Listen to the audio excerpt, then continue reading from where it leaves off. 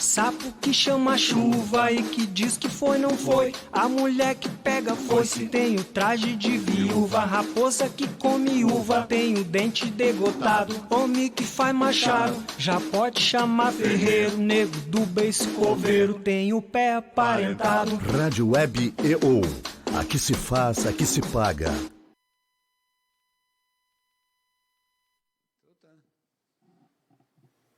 Podemos? Bom dia, boa tarde, boa noite. Estamos aqui com a maravilhosa Lúcia Dexheimer de Areia Leão, que vai apresentar nosso convidado no nosso programa cultural. Cultural, hipotenusa cultural. Depois vamos explicar o porquê do hipotenusa para o convidado. Apresenta o convidado. Tá. Bom dia, boa tarde, boa noite, ouvintes. Estamos aqui com Cassiano Scherner, uma pessoa que entende muito e, principalmente, gosta muito de cinema, de arte no geral. Então, nós vamos bater um papo sobre vários temas. Vamos explicar para o Cassiano antes por que esse programa se chama Hipotenusa Cultural. Pois é, Marina, então fala. Tu Antes, tá ruim de garganta. Eu quero pedir desculpas, porque eu estou quase sem voz, tem horas que falha. Eu estou muito encatarrada, então. Encatarrada é uma palavra Sim. feia, né? Não, eu acho bonita. Encatarrada lembra Augusto dos Anjos. Eu trouxe, nós temos que ler um poema hoje. Eu trouxe, em tua homenagem, eu trouxe Pneumatórax do Manuel Bandeira. Né? Sim, depois eu vou ler aqui o Pneumatórax em tua homenagem. Cassiano, por que o programa se chama Hipotenusa Cultural? Tu estudou isso no colégio, a hipotenusa, lá, o Teorema de Pitágoras, nós, né? Mas eu não me lembro. Teorema de Pitágoras, né? Então, o que era? A soma dos catetos é igual à soma da hipotenusa, né? Então, nós somos os catetos. E essa é a nossa hipotenusa. Então, nós nos somamos aqui para tentar igualar. A beleza nunca conseguiremos, né? Não, mas a cultura, quem sabe, os dois somando, hoje, chegamos perto. A medicina evoluindo tecnologicamente. Tu acha que nós temos chance? Não sei. Os japoneses agora estão criando um boneco virtual, que era virtual e se tornou palatável. Eu não sei, eu não sei. Eu já desisti, né? Eu também não. Eu já desisti. Eu me consolo aqui olhando para a Lúcia Dexheimer, de Areia Leão, que além de bonita, inteligente, é poeta. Sim. Hoje ela prometeu declamar um poema dela maravilhoso. Não, vou deixar. Não é declamar, é dizer o poema. É dizer o poema, recitar. Não vai recitar o teu poema maravilhoso? Não, eu nem estou com ele aqui. Você teria que ler no. Não sei nada, não sei nada de cor. É uma mulher difícil, né? Não, mas eu recito um outro dia que eu esteja com a voz mais adequada. Eu vou começar bem, ficou devendo, né? Ficou devendo. Só leremos, então, no final, Manuel Bandeira, em tua homenagem. Essa tosse maravilhosa que vocês estão ouvindo né? é da Lúcia. Vou premiar os ouvintes. Já viu que eu arrasto a asa para cima da Lúcia aqui o tempo inteiro, né? Não, isso aí. Mas sem publicamente, mas sem nenhum resultado. Ela é invencível. Invencível. Cassiano, e o cinema, Cassiano? De onde é que saiu? Olha, o cinema, por incrível que pareça, tem um tio já falecido, que ele migrou, começou lá, quem não me conhece, meu nome é Cassiano Scherner, sou jornalista.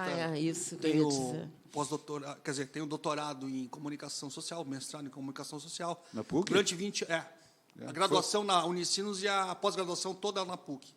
Tu não passou inclusive por lá, né? Não, porque era pós-graduação. Eu comecei. Quando eu entrei lá, tinha um curso de. Inclusive, foi um curso. Acho que, para mim, foi o melhor curso que eu fiz até hoje, curso de especialização em teoria da comunicação e teoria do jornalismo de comunicação de massa. Foi 96 a 97. Depois, esse curso foi extinguido, porque entrou o mestrado e entrou o doutorado. E agora, recentemente, eu soube que eles estão com uma outra demanda. Mas aquele curso, na verdade, foi um curso muito interessante, porque teve várias facetas. Por exemplo, tive aulas de direito de comunicação, tive aulas com a professora Solange Medina Ketzer, que Ah, foi de professora literatura e Solange. jornalismo, que para mim foi uma das melhores professoras que eu tive até hoje. Conheço de nome. Não conheço pessoalmente. A qualidade didática que ela tinha era impressionante, Marino. Eu acho que ela foi minha colega na época da URGS, no tempo da formação, né? Ah, a formação com Ela era casada com aquele escritor, Simval Medina. Simval Medina. É. Isso. Eles foram meus contemporâneos na Faculdade de Filosofia, na época da URGS. Sim. Ela tinha várias escolas, né? Não sei, várias faculdades. Acho que ela é irmã do Simval, parece. Pode ser. Eu acho que ela é irmã. Pode ser. É verdade. Irmã do Simval, não casada. Não, irmã do Simval, tá certo. Eles foram depois para Angola, né? Para a África. Parece que teve. Foi trabalhar lá, né? Isso aí, o Simval e a mulher, né? A mulher é a Cremilda Medina. Cremilda Medina. Que é... Boa memória, hein? Ela é da USP, porque como a gente trabalha com pesquisa, então ela tem muito trabalho nessa área. Então, na época, a faculdade de filosofia da URGS se dividia em várias áreas. Tinha jornalismo, tinha história. Eu fiz história, né? Eu fiz formado em história. Por isso eu vejo que as postagens no Facebook tem bastante coisa. Né? Eu fiz a faculdade porque eu gostava, ao contrário, quer dizer, fui fazer a faculdade, que, aliás, era muito ruim na época, né? Por quê? Os professores eram quase todos de direita, né? Professores. Olha, se eu te citar o nome dos professores, alguns já mortos, vamos sair correndo aqui. Não, Dante Laetano. Você é parente da... eu acho que é. Eu acho que é. Uma figura muito simpática, ele me chamava de poeta e tal. Sim. Mas era Conservador. uma figura admirador do Freire, né? Do Gilberto Freire. O Gilberto Freire era o grande mestre da Picucos, né? O Machado Carrion, que é pai desse deputado, que pai era do deputado? ele foi deputado pelo PSD, né? Era um cara mesmo? muito culto, tal, mas também um cara meio de Aquele direita. Mas ele era de direita. Macarte Moreira. Foi reitor da URGS. Foi reitor da URGS. Deu um nomeado, né? Pois então, o Macarte Moreira foi um dos responsáveis por ter entrado no curso de História. O Macarte Moreira deve estar vivo ainda. Sim. Depois eu encontrei ele na PUC, né, como professor. Ele se aposentou e foi um lá na amigo PUC. meu foi orientador dele. E inclusive, o meu amigo fez um trabalho de pesquisa sobre a Guerra do Paraguai com viés extremamente... Ele pegou a parte da caricatura dos jornais. Agora, e ele conseguiu convergir com o cara, com um viés totalmente oposto. Agora a Guerra do Paraguai, o grande mestre de conhecimento da Guerra do Paraguai é o professor Mário Maestre, né? Sim. Isso é editado lá no Paraguai, né? Quer dizer, o maestro é especializado na Guerra do Paraguai e realmente é um doutor nisso aí, né? Não sei se tu conhece a obra dele, né? Do Maestre, Eu né? conheço alguma coisa ligado ao escravismo. Isso. Não, o Maestre sobre a Guerra do Paraguai ele é doutor. Mas o Macarte, Sim. Eu conheci o Macarte com um professor no Julinho. O Macarte foi um professor de história no Julinho e era disparado o melhor professor, né? Sim. Porque ele realmente dava aquelas aulas com uma ironia profunda, né? Ele era muito crítico, né? Mas o Macarte tinha uma formação de extrema direita, né? O Macarte tinha sido galinha verde, né? Tinha sido integralista. Integralista? Né? Mas ele era daqueles professores depois na faculdade, Sim. o melhor de todos, né? Quer dizer, aquele que te propiciava um debate, que tinha informação, que era culto, né? Então, Marino, a inteligência, tu sempre dizias que quem é de esquerda, quem é de direita, não pode raro, ser. tanto que eu me lembro do Macarte como exemplo, né? Mas não tinha ninguém de esquerda naquela época na filosofia. Eu me recordo... Nem enrustidos. Estava muito enrustido, então, porque não parecia, acho né? que isso aí veio depois, né? Pareceu mais... Depois houve uma com a mudança abertura radical, política, acho que... Houve uma mudança radical na... Hoje Hoje, eu até conversando, talvez, com a professora Célia Pinto, né? Sim. Falava lá do curso de História, que ficou nas mãos da esquerda, né? Quando, na época, era da direita ou dos alienados totais, né? Tinha um professor muito simpático de História da América, o professor Schmidt, quase cego, né? Ele ia na aula com um assessor dele, carregava ele, colocava ele no pedestal lá, ele falava. Então, eu sempre conto essa história. Tinha a prova de história final, era sobre a viagem do Cristóvão Colombo, aqui, a primeira viagem do Cristóvão. Era a prova oral? Não, uma aula dele, sobre a descoberta da América. Sim. Então, ele deu a aula e depois tinha uma prova. E qual a pergunta que caiu na prova? Depois eu até escrevi um artigo no jornal, lá, já provocando o professor, né? O que aconteceu na véspera da chegada de Cristóvão Colombo na América? E só tinha uma resposta certa. Essa resposta certa é sim. Do alto da Gávea, Rodrigo de Triana gritou, avisou que tinha visto uma luz bruxuleante no horizonte. E se não colocasse que essa luz era bruxuleante, tua resposta estava errada. O professor mais progressista que tinha lá era o professor de História da América, Helga Piccoli, né? Sim. Que hoje ainda acho que talvez seja professor ainda. Né? A Helga era um pouquinho mais avançada, mas ela tinha uma tese assim que para mim me causava espécie, né? Era assim, o melhor do socialismo e o melhor do capitalismo. Vocês têm que juntar essas coisas. Digo, não dá, professora. Não dá. Um exclui o outro. Um exclui o outro. Pois é. E Mas eu não sei por que eu estou falando tudo isso. Né? Da questão da formação, né? A formação, né? Nós aqui, nesse programa aqui temos uma meta do CEL da empresa aqui, sabe o CEL? CEO, sim. CEO. Eu sabia até o significado da sigla, mas agora não... É o CEO da empresa aqui, ou seja, é o dono da empresa. Eu mando a chuva. O chefão. Eu sou o Roberto Pintaúdi. Sim, famoso. Quer dizer assim, aqui a característica do nosso programa é a seguinte, a gente traz pessoas aqui, mas não deixa elas falar. A gente fala mais. A gente fala mais que ela. Agora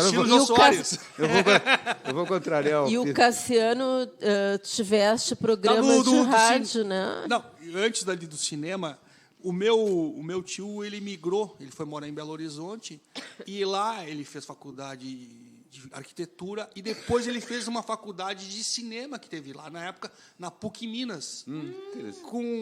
Foram só 2 turmas, ele foi de uma das turmas. E um dos idealizadores da faculdade é o padre Guido Loger, que é um padre holandês. E ele, a partir mais adiante, já na adolescência, eu comecei a interagir com ele, com o meu tio. Quando em 87, eu fui passar um tempo lá, morei 2 meses lá com eles, lá em Minas. Estava com problemas pessoais, lá onde eu morava em Caxias na época, eu estudava na engenharia mecânica, inclusive. E por questões pessoais, lá tive até uma questão de saúde, uma coisa que aconteceu com o Ronaldo Fenômeno, às vésperas da decisão de 98. Deu um piripaque, né? Pagou, uma convulsão. Tu e o Ronaldo. Eu e o Ronaldo, inclusive, um dia que eu for entrevistar ele, eu não vou entrevistar a família, eu gostei muito de falar desse processo, porque eu acho que foi muito semelhante, só que a diferença foi o seguinte, eu saí, fui para um hospital, fiquei 3 dias, e ele não, ele saiu, foi para disputar uma final. Da Copa do Mundo. Aí veio o processo, o poder da questão do marketing, né, do dinheiro, né. E aí eu comecei a interagir com o meu tio a partir daquela época, mas depois, paralelo a isso, tinha a música, né. A música sempre foi correu junto com o cinema, né. Então, agora, nos últimos tempos, eu venho mais voltando para o cinema, porque eu destinei muito... O cinema como espectador? Como espectador, e eu tive, em 2016, eu fiz um curso, produzi um curso ali na Capitólio, Cinemateca, sobre A Boca do Lixo. Sim, é um tema que tu gostas. E agora eu estou com outros projetos. Não, é que tu pode contar, né? Que a grande atriz da Boca do Lixo te ama apaixonadamente, né? Não foi, né? Era uma declaração... A Nicole Puzzi, na verdade, foi um encontro afável, nada assim, extremamente... Pelo contrário, uma mulher extremamente forte na personalidade. Ela teve aqui, né? Pouco, foi em julho, foi no dia, acho que o dia mais frio do ano. Isso. Foi uma sessão, todo mês, eu acho, o Marcos Melo, que organiza lá a Cinemateca, ele faz uma sessão de madrugadão, né? E naquele dia era sobre os filmes eróticos. Aí eles exibiram um filme da Nicole, a grande musa, né? A grande musa. E ela se apaixonou por ti. Não, até foi uma coisa mais assim. O que ela achou interessante, esse curso que eu produzi, de repente a gente trazer ela, uma outra edição, mas aí vai ter que depender assim, de estrutura de organização, de finanças e tudo mais.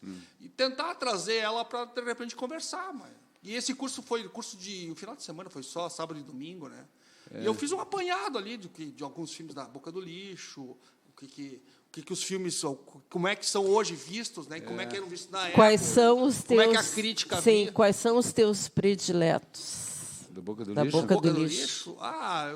O que eu vejo como o principal é um chamado pornô, que é com o Davi Cardoso e com a Matilde Mastrange. Davi Cardoso, são que era, três, ele era ator, né? São 3 episódios. Ele era o Alexandre Frota da época. Ele era... Mas dá para dizer que era se fosse o um Alexandre Frota assim, com menos arrobos, assim, autoritários. Assim, embora ele sempre o cara que simpatizou sempre com a ditadura. Né? Inclusive, conversando esses tempos com um colega, com o Marcos mesmo, a gente estava falando sobre isso. Que como é que a gente vê hoje muitas pessoas daquela época da Boca do Lixo...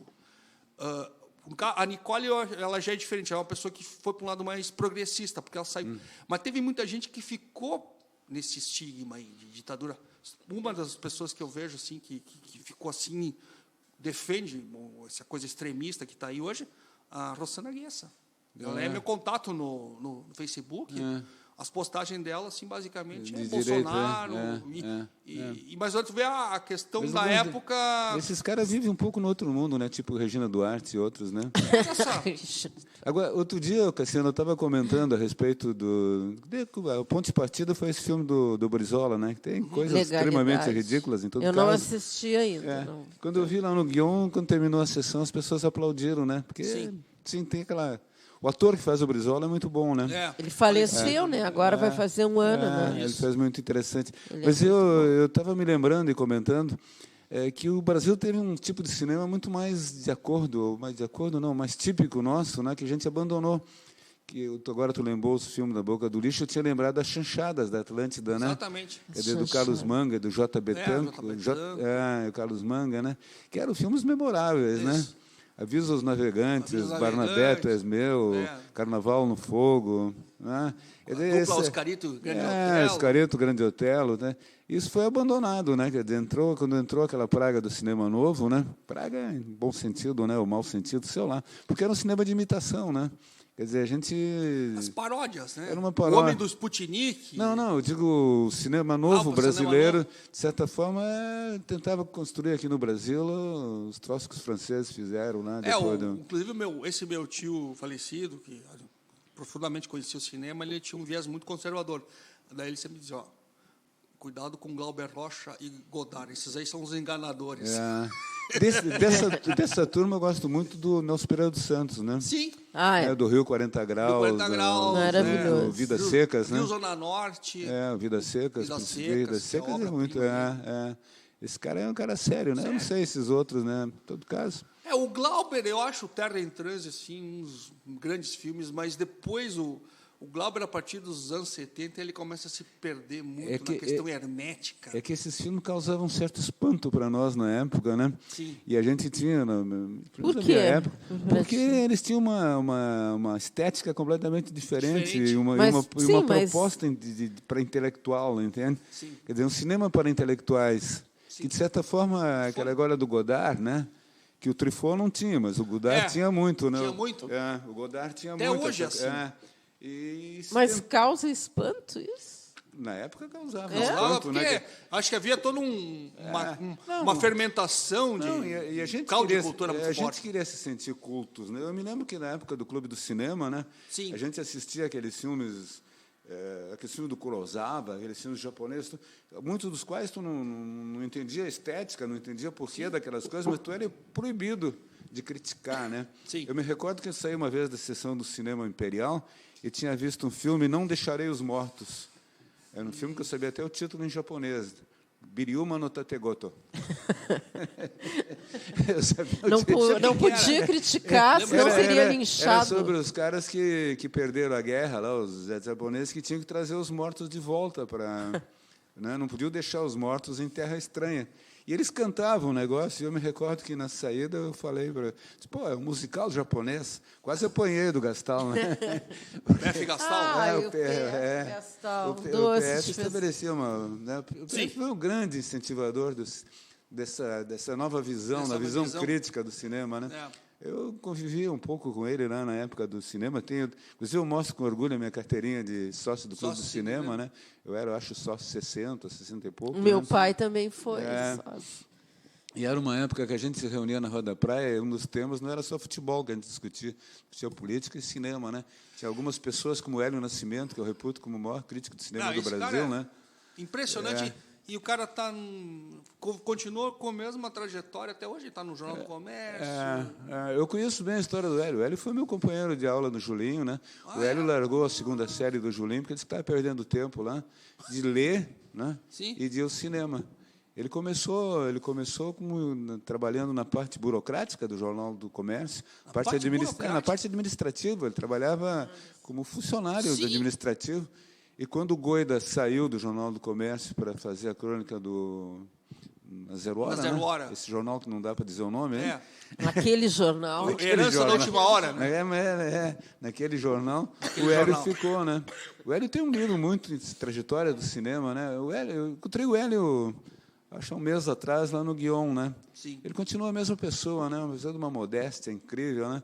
E de uma formação intelectual assim fantástica, né? Pelas De críticas, ler, né? Que o cara... Ler, escrever. Eu gosto muito do Tem Hélio, conteúdo né? mesmo. Mas a questão né? da crítica hoje é uma coisa que também está se esvaindo, não tem mais. O que não está se esvaindo hoje? É difícil dizer. Tem um cara interessante escrevendo naquele jornal, o Tiziano, né? Tiziano Osório.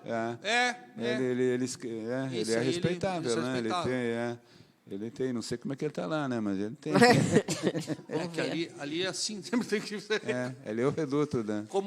Não, o sujeito está indo bem, mas tem deslizando para não cair, como diz o Jorge Malta, né? Porque sempre se agarrando nas paredes. Não, ele ficou. Tu vê os editoriais daquele jornal, né? Tipo, os caras agora enaltecendo o discurso do Bolsonaro lá no.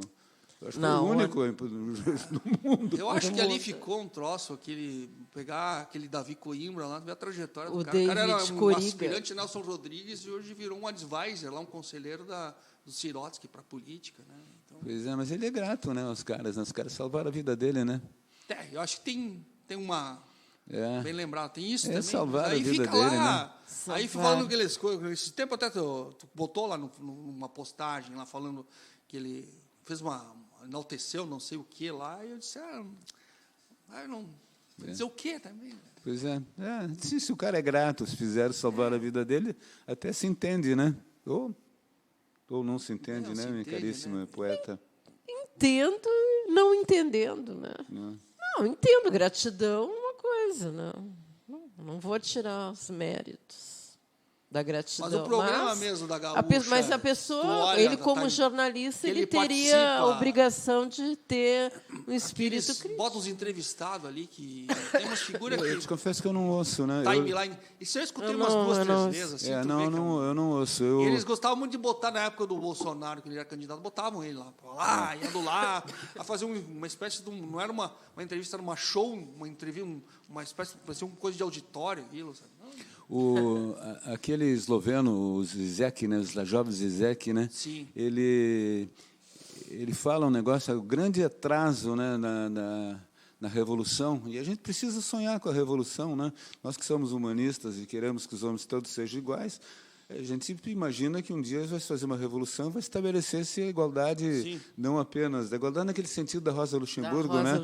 Que os homens são iguais, mas continuam sendo diferentes, né, em si, cada um do seu jeito, né? Mas já me perdi, agora já comecei.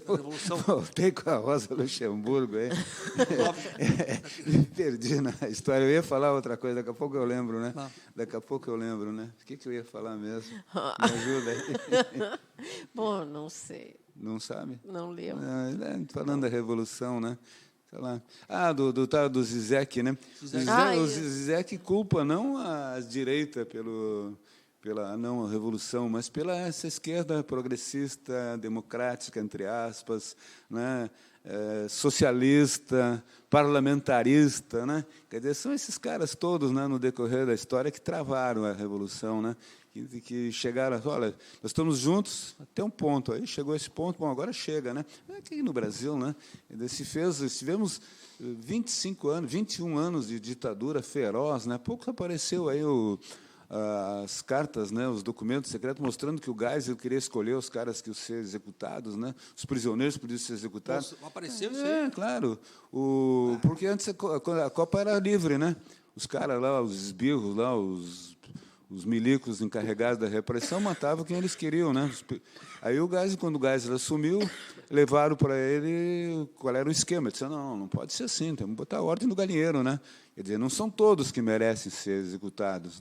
vamos seleção. Vamos selecionar, né? E o Figueiredo ficou encarregado de levar para ele, e eu disse, olha, esse cara não, eu acho que esse período da matar. abertura, Marino e Lúcia, eu lembrei, falando isso aí, de uma dissertação de mestrado da professora Celina Rabelo Duarte, defendida na PUC em 87, que eu usei, inclusive, no meu trabalho no TCC, sobre a Cojornal, que eu falo sobre impressão alternativa. O que houve naquele momento? Houve uma espécie de um conluio.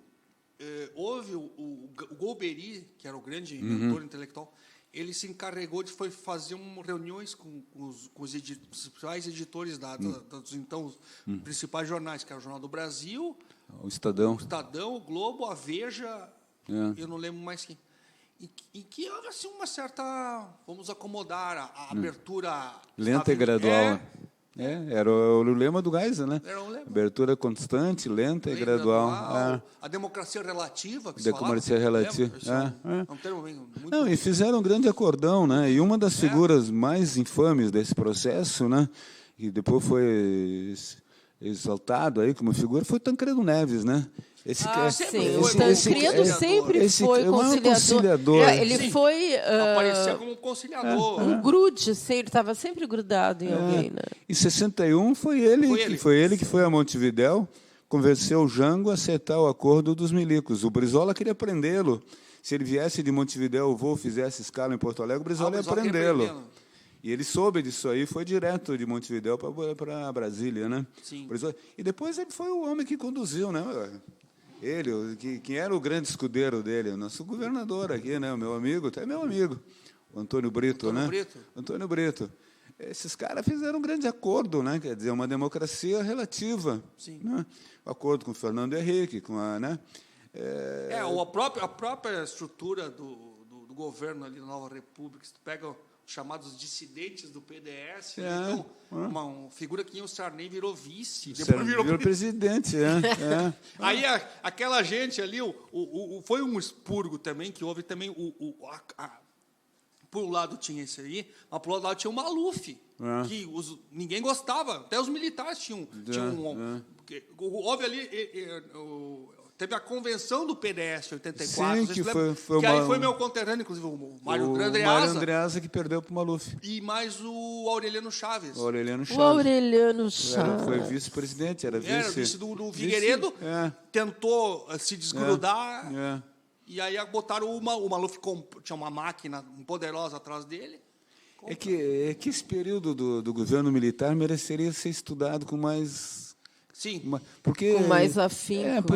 Porque a par desses lados, vamos dizer, fascista, né? Esse lado violento dos caras, eles, em determinado momento, tiveram um movimento nacionalista dentro do... Sim. Quer dizer, o próprio Geisel, né? O próprio Geisel representava uma conversão nacionalista, ao contrário do Castelo e do Costa e Silva, né? Exatamente. Quer dizer, lembra que ele rompeu o acordo militar com os americanos, se aproximou dos alemães? Questão nuclear, né? Ele era de origem alemã, quer dizer, ele certo tinha facilidade em se comunicar com os caras, quer dizer. Então não era um movimento uniforme, né? Quer dizer, eles nunca tiveram essa unidade da Revolução Redentora, né? Eles tiveram muito apego aos cargos, porque aquilo melhorava o soldo dos militares, né? Todos eles tomaram conta da Petrobras. Mas já me disseram, por exemplo, que o Mário Andreasa, que é um notório corrupto, a história da Transamazônica, disseram que não, né? Pobre. Pois é, não sei se isso também não plausível. Sei. Eu já ouvi essa história do... Já ouviu falar dessa história? Que o Andreasa, já ouvi também. Porque o Andreasa tinha na mão um grande negócio, que era a construção de estradas, né? Isso aí tem um livro que foi lançado em 2016. Ele era avô de uma colega minha, que foi na Faculdade de Letras. Ele é hoje, o neto dele, Carlos Andreasa, é neto dele, que é o notório... Aparece na Jovem Pan. Ele era editor da Record. Que é um cara que se notabilizou por ser um... o que dele? Desculpa. Neto. É neto. Carlos Andreasa, Mas essa questão é uma questão, para mim, uma questão secundária, né? Quer dizer, uma questão que mobiliza muito as pessoas é a questão da moralidade pública, né? Claro que todos têm que ter uma moralidade, quer dizer, tu não pode roubar do governo, Mas não é o parâmetro, né, para decidir se esses caras são melhores ou piores, né? A direita sempre joga essa história, essa né? gente que ontem foram lá protestar lá na praça em Brasília, nos Três Poderes, levaram gás lacrimogêneo na cara. Eu vejo que eles estão a favor da intervenção militar. Então, uma gente saudosista que imagina que o militar é uma coisa de lisura, uma coisa correta, e que a salvação... Tem um primo meu, o cara tem 61 anos de idade, ele não acredita nisso aí. Pois é. Mas o cara, ao mesmo longo da vida dele, sempre foi um cara que eu não lembro de ter conversado de política com ele. Pois é. É que as pessoas se comovem com aquela aparência dos militares, quer dizer, a continência, a marcha, o patriotismo, os uniformes. Eu, particularmente, Marino, não sei, acho que a Lúcia e a gente mais ou menos me converge mesmo.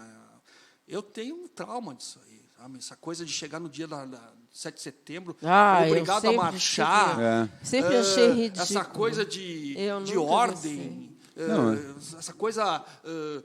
E aqui, inclusive, com muita maestria, o José Murilo Carvalho, o historiador, ele secou isso aí na última Feira Literária em Paraty, que ele faz um apanhado, ele começa falando da história de Canudos, como é que o Exército interviu lá, até os tempos atuais. E ele fala muito, por exemplo, que o que o Exército tem ódio. O Exército não gosta de questionamento, por isso que não gosta de jornalista, não gosta de artista, não gosta de interpretação. Sim, não pode. E é um cara que, notoriamente, ele é um historiador, o José Murilo é uma pessoa mais de centro.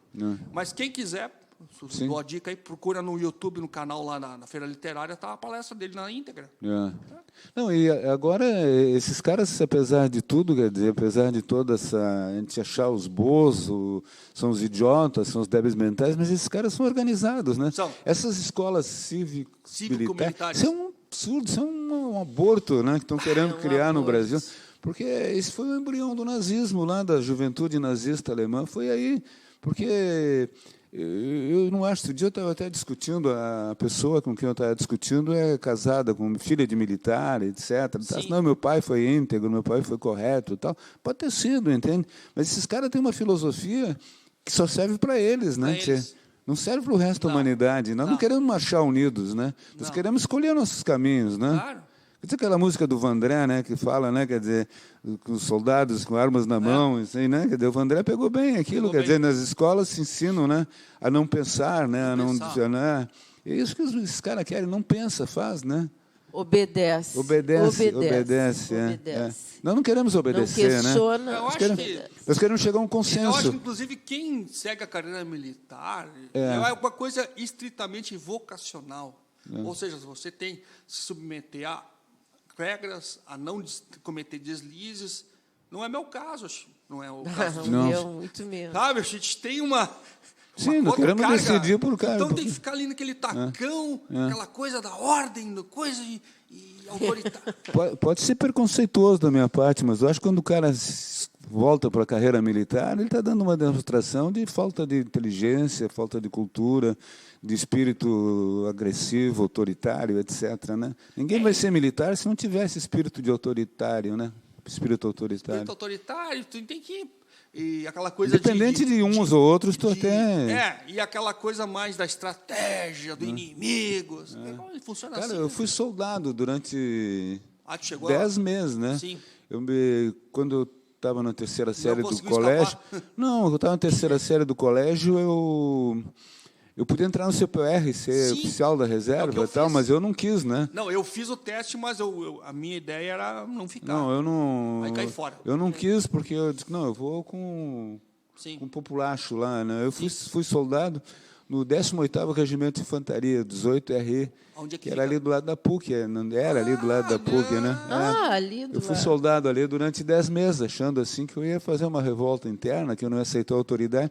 Aí cheguei lá, o quartel era basicamente, recrutava esse pessoal do interior, os colonos e tal, quer dizer, era uma base assim, bem popular, quer dizer, o cara que era soldado, que tinha alguma influência da família, ia para o QG do Exército, que o expediente era de um turno só, ou os mais agressivos iam para a companhia de guardas ou para a PE, né, aqueles caras metidos a autoritário e tal, e o 18 era o quartel da pobreza, entende?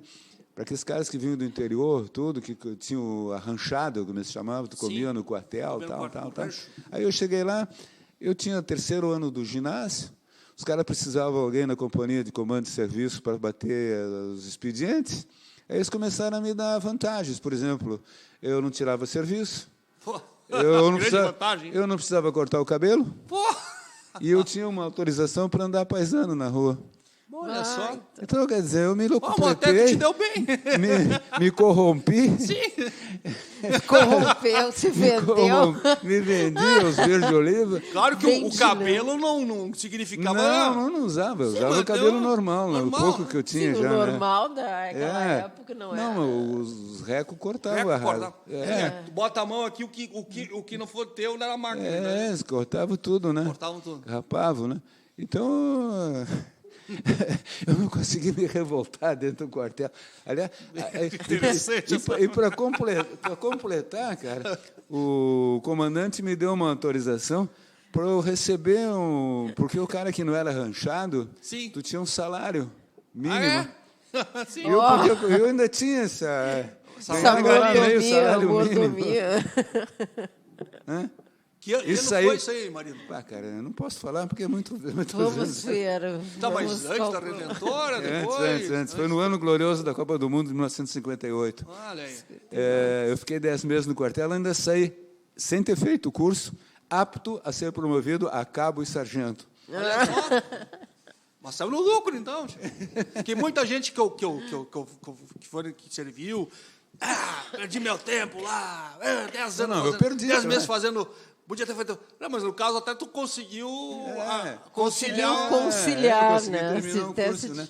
Tem uma definição que os caras diziam dos militares, né? Militar acorda cedo para ter mais tempo de não fazer nada.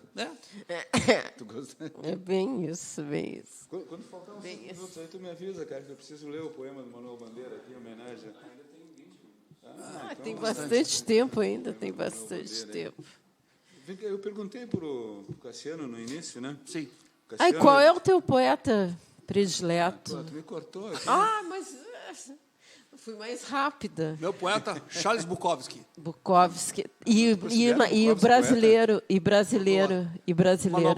Manuel Bandeira.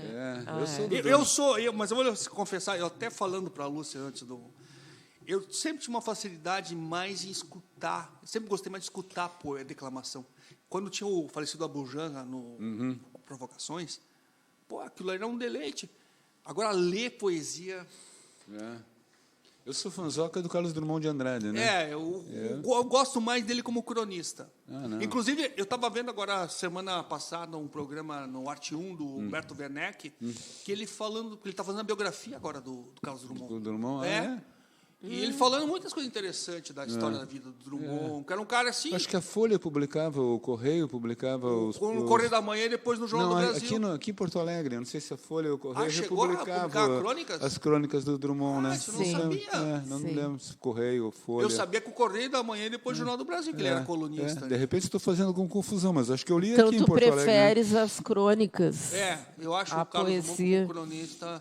Mas as poesias... Como é que é? Aqueles poemas da época revolucionária dele. Ele foi do Partido Comunista, sabia? Foi. Sim. Ele era... Eu sei que Stalingrado. Ele foi ligado à questão...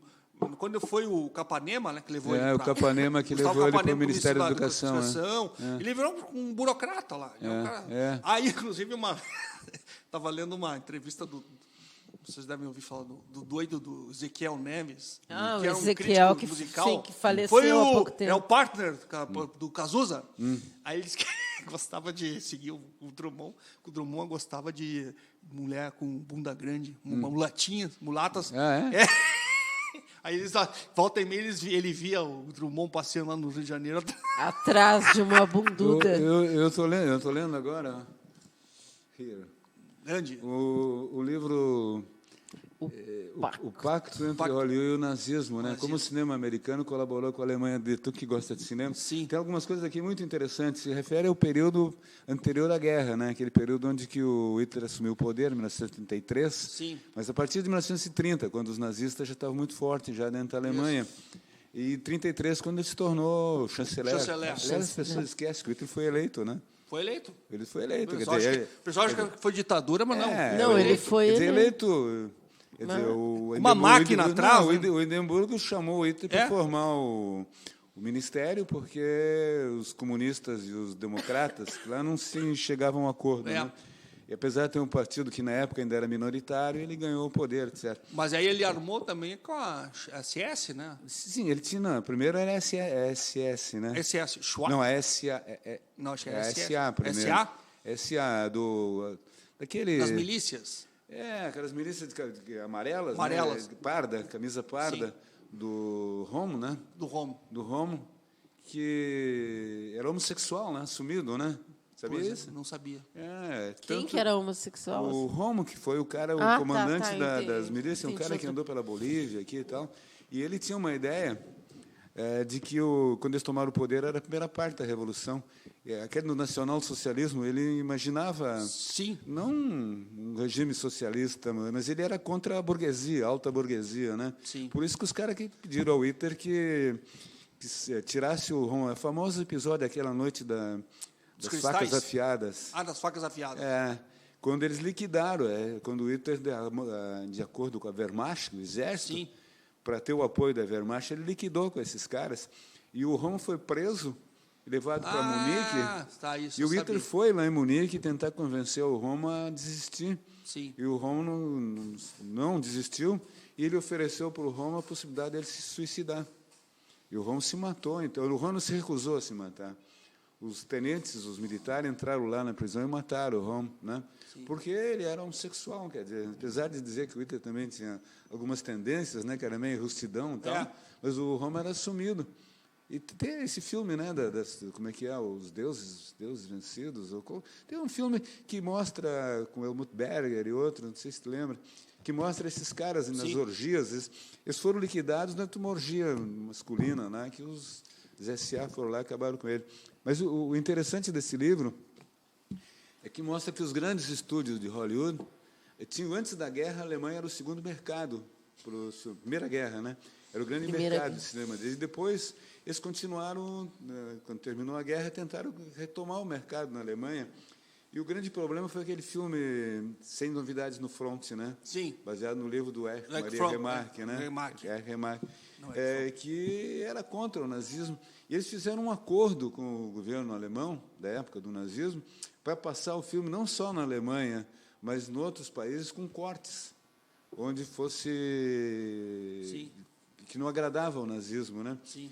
E depois disso fizeram vários acordos. E o interessante é o seguinte, o livro mostra que o cônsul da Alemanha em Los Angeles era o consultor dos grandes estúdios para discutir os filmes. Então, alguns filmes, por exemplo, tem um filme que eles tentaram fazer, como é que é, o Cachorro Louco da Europa, que seria uma espécie de biografia do Hitler. Os caras não conseguiram fazer o filme com dinheiro, com tudo montado, porque os grandes estúdios acordaram com a Alemanha que não podia fazer um filme antinazista. E a desculpa é muito engraçada, porque uma das desculpas, que os estúdios eram quase todos nas mãos de judeus, né? Os grandes estúdios de cinema. E dá que a relação, quase todos eles, da Metro, Metro, Warner, Artists, os irmãos Warner, né? Os Warner Brothers. Qual é a desculpa que eles deram?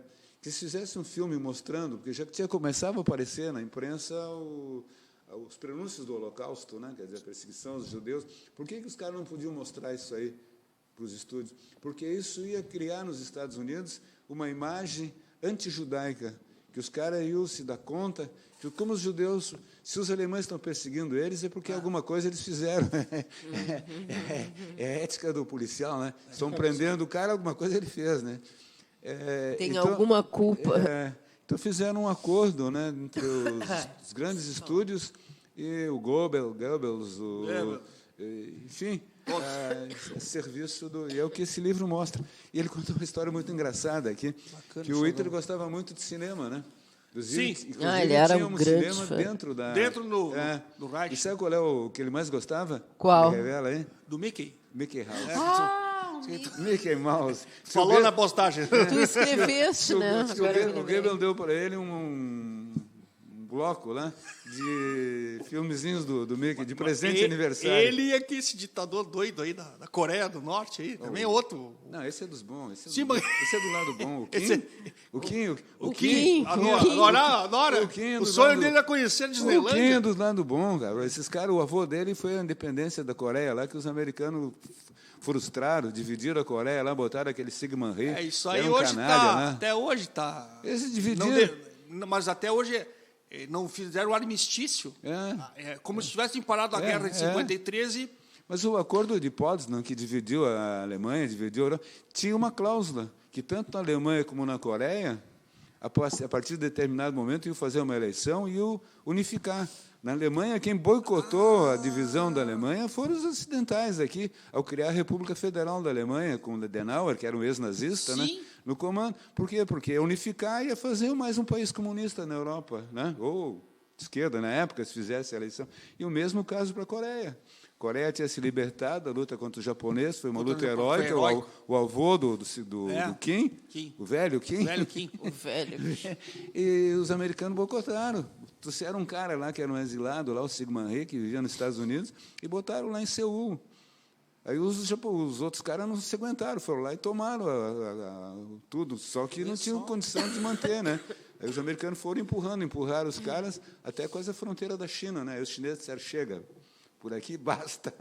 E aqui até hoje é um imbróglio, porque se é. fizer a junção, aí como é que a China vai agora estar um vizinho que, em tese, não conseguir controlar, né? Aqui, as grandes falácias da imprensa é a questão da Coreia, a questão da República Democrática Alemã, do muro. Os caras fizeram um muro lá, os caras iam acabar com a Alemanha, porque os caras, o lado oriental, tu tinha medicina de graça, casa de graça. E aí tu morava do lado ocidental e ia usar a medicina, a cultura do outro lado. Isso aí até hoje causa mal-estar, porque tem até um pejorativo, que eu não lembro, como se fosse assim, o pessoal lá no norte da Itália chamar os pessoal do sul de Torrone. Eles têm um pejorativo mais ou menos semelhante, eles se trocam de... Porque a parte oriental, ela não conseguiu até hoje ficar em sintonia com a parte ocidental. Tanto é que em 2006, isso é emblemático, é feito o sorteio das chaves para a Copa do Mundo em Leipzig, que é do lado oriental. E o futebol exemplifica. Outra coisa, a Red Bull comprou um time de Leipzig, lá, o Red Bull Leipzig, que é um time que criou um mal-estar, que um time começou artificialmente, claro, com o dinheiro da Red Bull, a crescer dentro da Bundesliga, e isso começou a ser mal visto pelos times do lado Agora, ocidental. se tu vai a Berlim é uma cidade fantástica, né? Se tu vai a Berlim, o lado histórico de Berlim, o lado importante é o lado oriental, né? O lado oriental, lá estão as catedrais, estão os museus, está a universidade, né? Sim. É a parte mais interessante, né? Mas, enfim, são as grandes falácias, né? Quer dizer, a Coreia, a Alemanha, e a outra grande falácia da mídia é a questão de Israel, né? Quer dizer, o apartheid de Israel, né, com os judeus, quer dizer, a história da formação do Estado de Israel é uma grande mentira, né, que a mídia distribui o tempo inteiro, né, nos vendendo a ideia.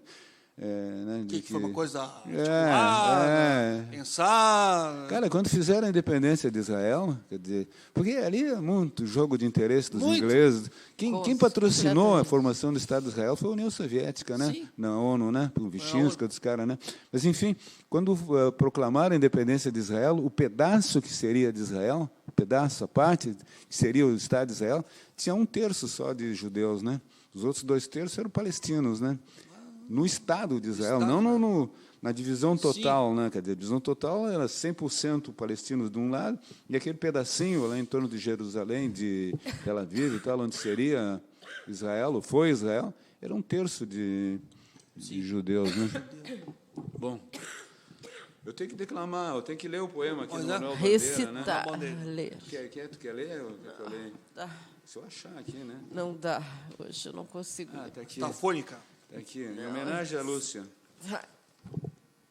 Febre, hemopetise, dispneia, suores noturnos, a vida inteira que podia ter sido e que não foi.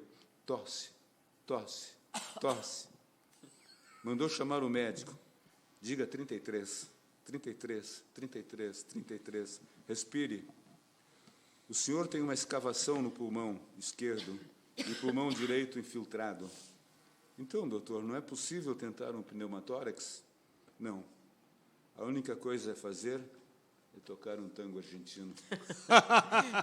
Sensacional. Tu gosta do Bandeira, né? Eu gosto. Ah, Tem um é filme dos muito bacana, melhores, um curta no YouTube. Qual? Dele.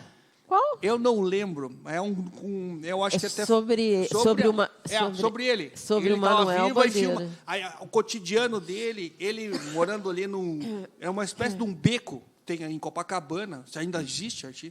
Ele pegando o leite, com a garrafa. A garrafinha. É um filme muito bacana. Eu não lembro o título. Mas... Eu gosto muito do Paulo Mendes Campos também, né? Esse aí também. É mesmo. Alba sanguínea, menstruada aurora. Ai, lindo. Tem uma coisa notória nele. Ele foi o primeiro, acho que um dos primeiros escritor a usar o LSD, e depois ele fez uma poesia em cima disso aí. Eu li uma vez no obituário dele. Ele, como é que é, o Aldous Huxley, né? O Aldous Huxley que usou a mescalina, né? Mescalina. Fez a experiência e relatou, né? Escreveu um livro sobre o efeito da mescalina, né? Sim. Tem o outro cara que também era o ativista, mas era totalmente doido, Timothy Leary. Esse era o grande... Ele dizia que o LSD ia ser o grande divisor de águas na mente. Então, ele queria, por exemplo, usar em Los Angeles, lá no reservatório de água, botar LSD para as pessoas tomarem água. Ficar felizes. O Bukowski deve ter tomado uma aguinha dessas, né? Não, o Bukowski eu acho que era mais... Era mais trago. O Bukowski, tem um documentário do Bukowski também no YouTube, legendado, né, que é o cotidiano dele, é um cara extremamente pacato. Tu viu uma peça de teatro aí montada no Bukowski? Não consegui ver. Eu vi, é bem interessante, né? Aqui em Porto Alegre, agora tu diz que Roberto Salerno Oliveira. Teatro de Arena, eu vi um ano, 2 atrás. Faz uns 2 anos. Tu viste também? Não vi. Não te deixaram entrar, tu é menor. Eu não jovem, vi né? de idiota mesmo. Deveria ter ido. 5 minutos. 5 minutos. 5 minutos. Eu não sei, eu estava falando de livro aí, uma recomendação aí para quem gosta de biografia. Eu estou lendo o livro, a biografia da Michelle Obama. Não, me recuso. Não, me recuso. Por que, Marino? Eu não gosto do Obama. Obama nem americano né? Como diz os de direita. A história dela muito Mas eu muito tenho curiosidade. Eu acho que a questão, principalmente a questão da origem dela, de Chicago, de guetos, aquela coisa dela... ela estudou em Princeton. Ela estudou, acabou não estudando na Universidade de Chicago. Ela disse que a Universidade de Chicago sempre foi uma universidade elitista. Mas depois eu estou na parte que ela começou a trabalhar lá. E aí eu conheci o Obama. O Obama ela conheceu, sabe como? O Barack. Ela se formou em Direito e ela foi ela era coordenadora trabalhava num grande escritório lá em Chicago. O Obama foi fazer estágio lá. O Obama não tinha terminado ainda. O Obama era de Harvard. Ele não tinha terminado ainda a faculdade e aí que se conheceu. Você está apaixonado pela história de amor do Barack versus Michelle? Eu acho que as mulheres, Marino, tanto é que está na lista. Esse aí estou lendo. E está lendo as mulheres? E o seguinte é a história da Angela Merkel.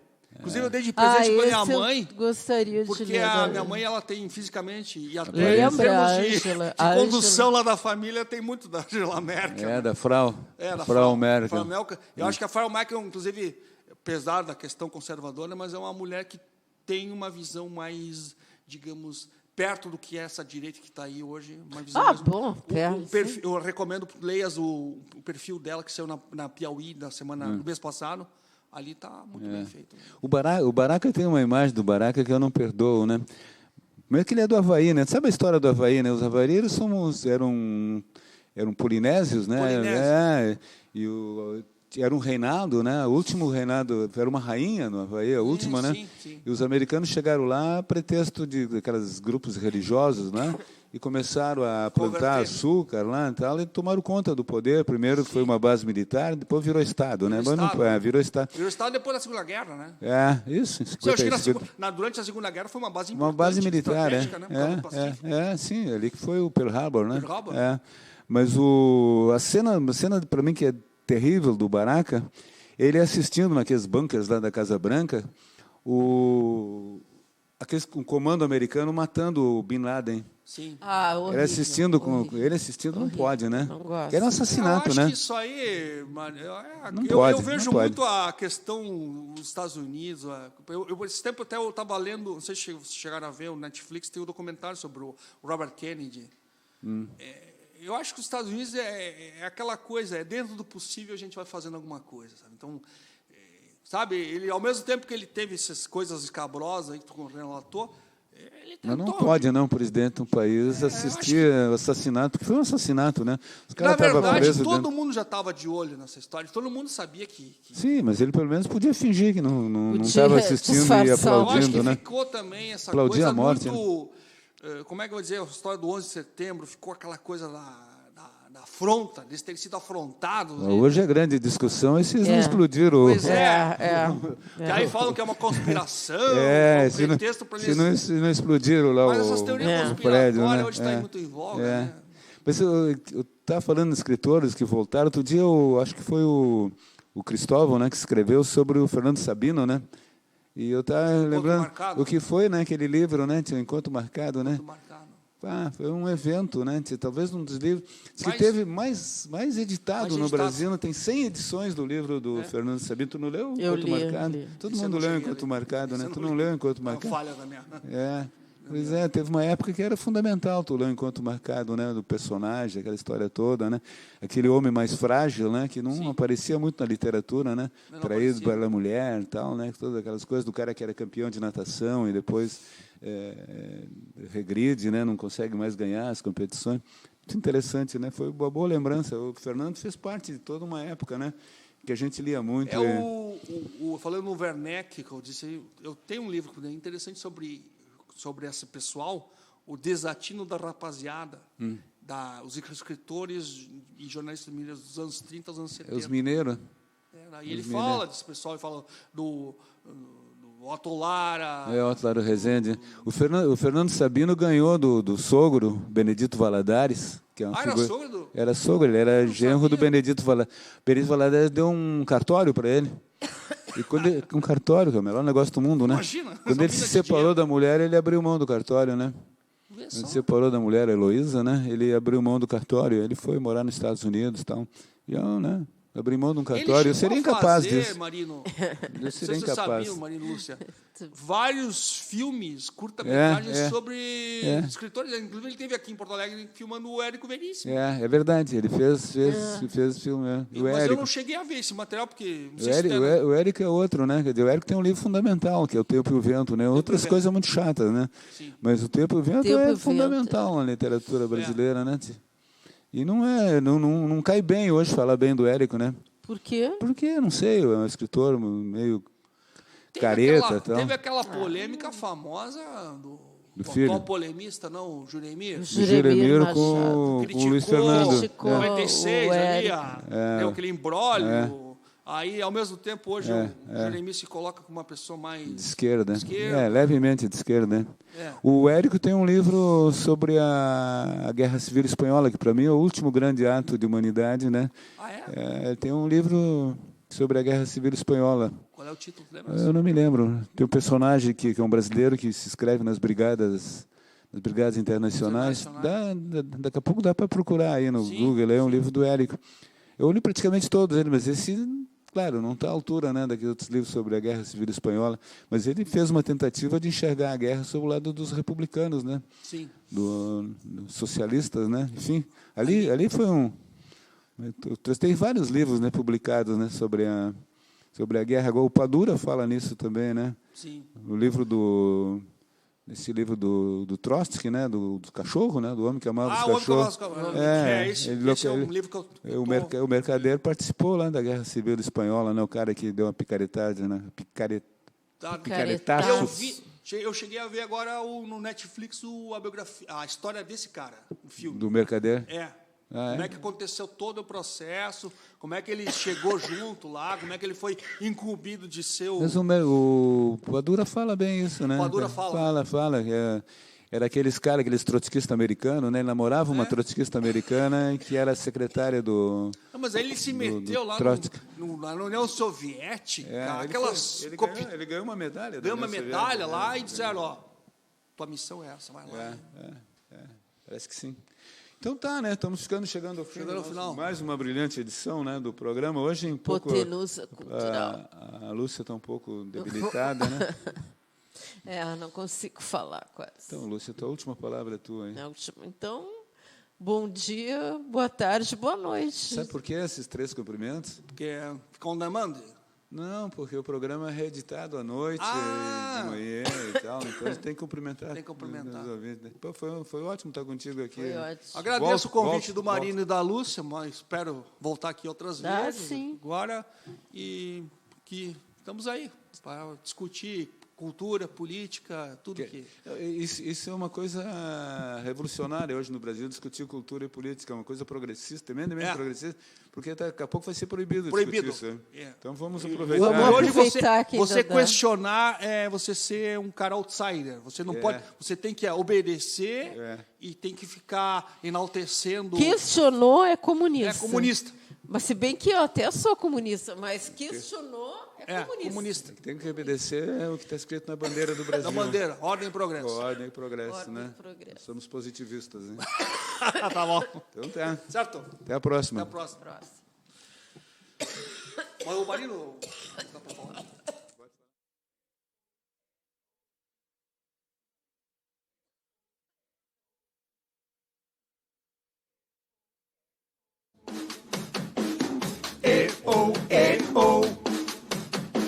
Sapo que chama chuva e que diz que foi, não foi. A mulher que pega foice tem o traje de viúva. Raposa que come uva tem o dente degotado. Homem que faz machado já pode chamar ferreiro. Nego do beiço coveiro tem o pé aparentado. Rádio Web EO. Aqui se faz, aqui se paga.